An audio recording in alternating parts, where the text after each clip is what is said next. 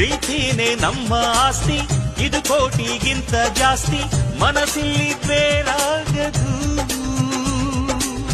ವಾತ್ಸಲ್ಯ ಅನ್ನೋದೊಂದೇ ನಮಗಿಲ್ಲಿ ಹಿಂದೆ ಮುಂದೆ ಊರಿಗೆ ಗೊತ್ತು ಇದು.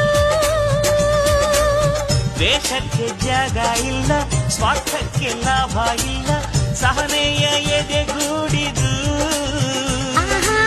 ಮಮತೆಯ ಮಡಿಲೆ ನಮಗೆ, ಸಿಂಹಾಸನದಂತೆ ನಮಗೆ ಅನುರಾಗದ ತವರಿದು. ಬಂಧವಿದೆ, ಅನುಬಂಧವಿದೆ ನಮ್ಮ ನೆರಳಲ್ಲಿ.